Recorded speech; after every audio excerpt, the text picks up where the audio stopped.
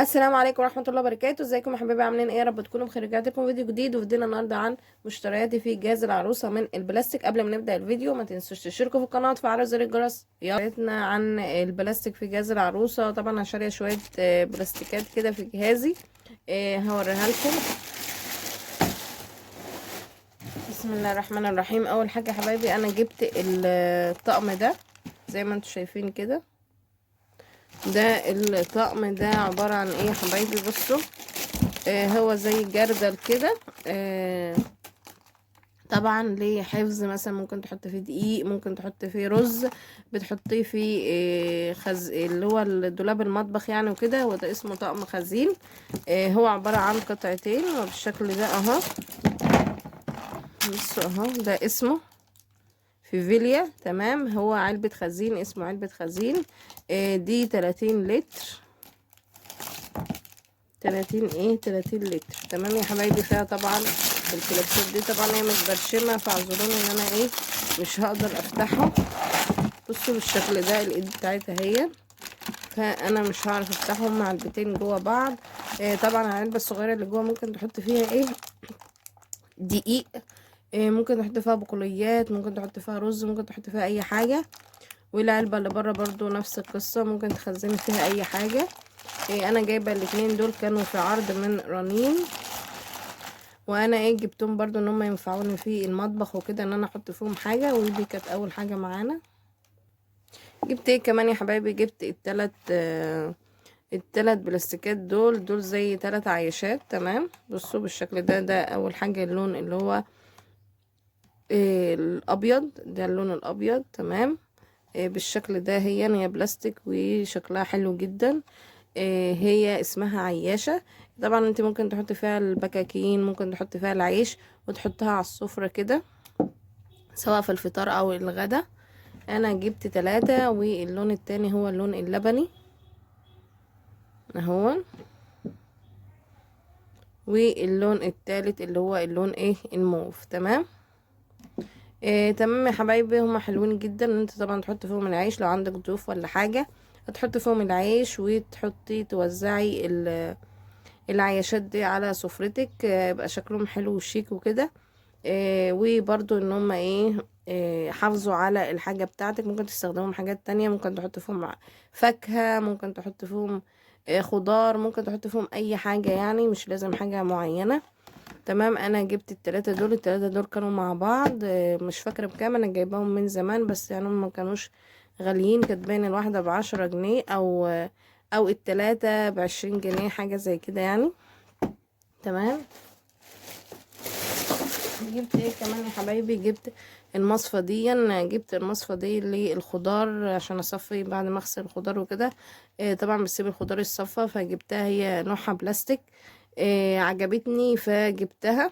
فانتوا برضو قولوا رايكم فيها ايه. جبت برضو يا حبايبي، جبت المصفى دي. المصفى دي برضو جبتها عشان غسيل الخضار والفاكهه وكده، وانت بتسيبهم على الحوض ان هم يصفوا، بعد كده بتحطهم في التلاجة بتاعتك.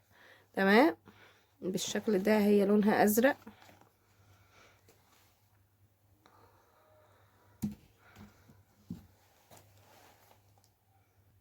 جبت كمان يا حبايبي؟ جبت البرطمانات دي. دي برطمانات بلاستيك، هما 6 برطمانات. طبعا انا جبتهم كانوا عاملين 15 جنيه. هما بالشكل ده. بصوا اهي. هو مش بلاستيك من الحلو يعني وكده، بس انا جبتهم مثلا احط فيهم حاجات، بواقي اكل او كده. مش البواقي الاكل اللي هو الاكل المطبوخ، لا، مثلا فاصوليا، عدس، اي حاجات باقيه مثلا لسه هتطبخ وكده يعني.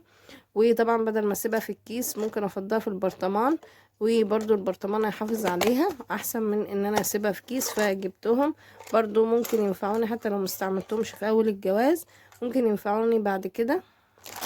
تمام، انا جبت منهم 6 الوان. بصوا، برتقاني، بني، اللي هو اللون الجنزاري، الاخضر، الازرق او الاخضر الغامق شويه، وده اللون اللي هو الاصفر. تمام يا حبايبي، اهو زي ما انتم شايفين. فانتوا قولوا رايكم. جبت برضو يا حبايبي، جبت العلبه دي. العلبة دي طبعا عشان تحط فيها البقوليات، تحط فيها دقيق، تحط فيها سكر. استخداماتها كتير قوي بالشكل ده اهون. وهي على رسمة الكب كيك كده. تمام. هي خامتها بلاستيك، بس بلاستيك مقوى. تمام. زي ما انتم شايفين كده، هي عليها علامة الخمسة اللي هي الBB5، يعني بلاستيك صحي، يعني ما تقلقوش منها خالص. تمام. انا جبت واحدة اهي.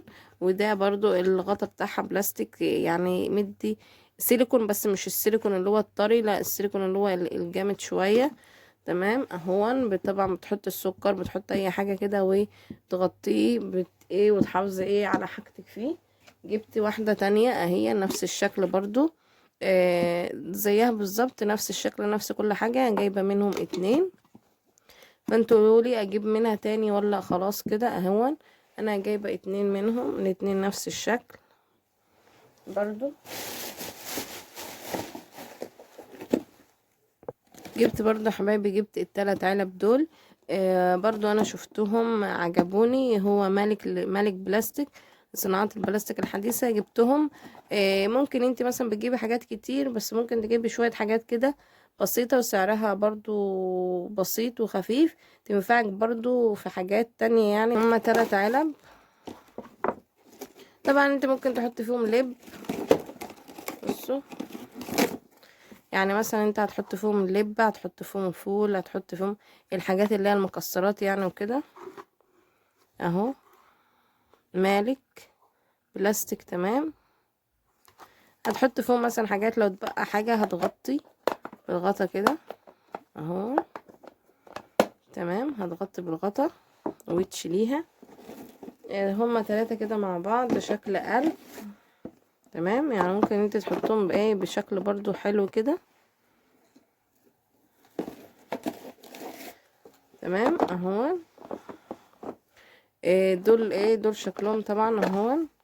بتحط فيهم بقى اللي انت عايزاه وكده. ممكن تستخدمهم طبق تسالي، تحط فيهم اللي انت عايزاه وتغطيه بعد ما تخلصي. تمام. وتشيليها.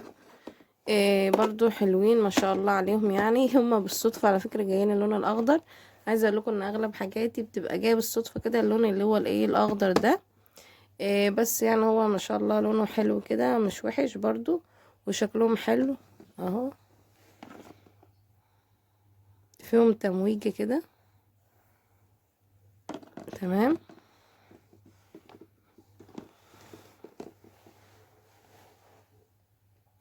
جبت ايه كمان يا حبايبي؟ جبت الكوبايات دي كوبايات بلاستيك. تمام. اي عروسة وهي بتجهز بتجيب كوبايات بلاستيك. برضو للظروف، لأي حاجة، لو رايحة مثلا رحلة، لو رايحة اي حاجة في اطفال وكده، ممكن تحط لهم في الكوبايات البلاستيك دول. انا الكوبايات دول 6. تمام. طبعا ده اللون الفوشيا منه 2. تمام. اهو. واللون الاخضر منه 2 اهو. بصوا، هي حجم الكوبايه كبير ما شاء الله، مش صغير اهو.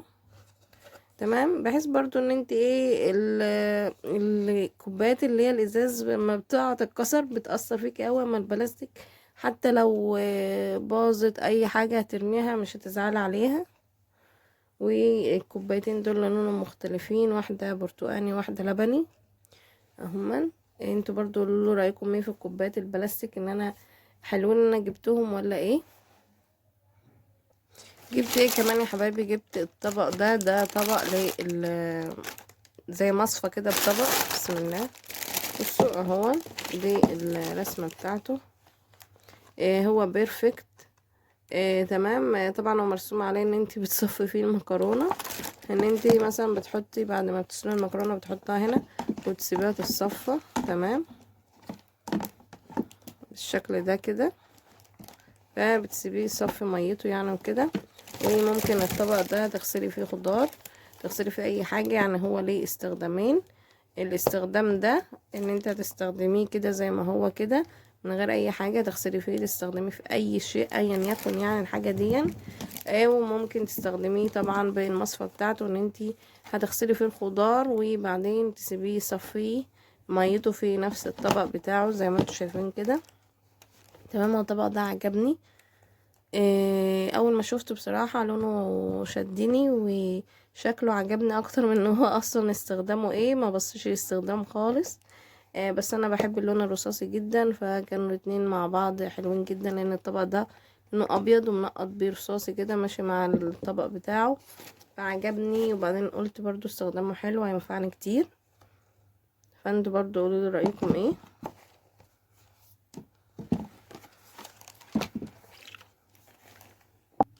جبت ايه كمان يا حبايبي؟ جبت الطبق ده، طبعا ده منظم المعالق، ده منظم المعالق والشوك. زي ما انتوا شايفين اهو، شايفين الرسمة تمام. هو نوع الاندلس، هي طبعا عجبتني فانا ايه جبتها اهو. برضو ان انا احطها في الدرج هتنظم لي المعالق بتاعتي، هتنظم لي الشوك، هتنظم لي السكاكين، كل حاجة. فانتوا قولوا لي رايكم ايه. تمام. وده كانت اخر حاجه معانا في الفيديو. طبعا انا ما حبيتش ان انا اطول عليكم، وان انا يبقى الفيديو قصير عشان ما تقولوش الفيديو طويل وتزهقوا منه كده. وحبيت برضو ان انا كنت الاول ان انا بعرض لكم الحاجات، كل حاجه خاصه. طبعا يا حبايبي انا ما حبيتش ان انا كل مره بعرض لكم الحاجه كلها، كل حاجه خاصه بنفسها، فلقيتكم كده ان انتوا مش بتتفاعلوا على الفيديو اللي انا بنزله. يعني مثلا معالق كلها خاصه بنفسها مع بعضها، كل حاجه خاصه بنفسها، ما لقيتش فيه تفاعل. فحبيت ان انا اي حاجه مشتريات انا بجيبها بوريها لكم كلها، مش بفنط الحاجات وكده. تمام. اتمنى ان انا اكون بفيد كل العرايس اللي بيشاهدوني وبيتفرجوا عليا، واتمنى ان الفيديو يعجبكم، واتمنى اللي بيشوفني دلوقتي وما اشتركش في القناه يشترك في القناه ويفعل زر الجرس. واشوفكم على خير فيديو جديد. باي باي.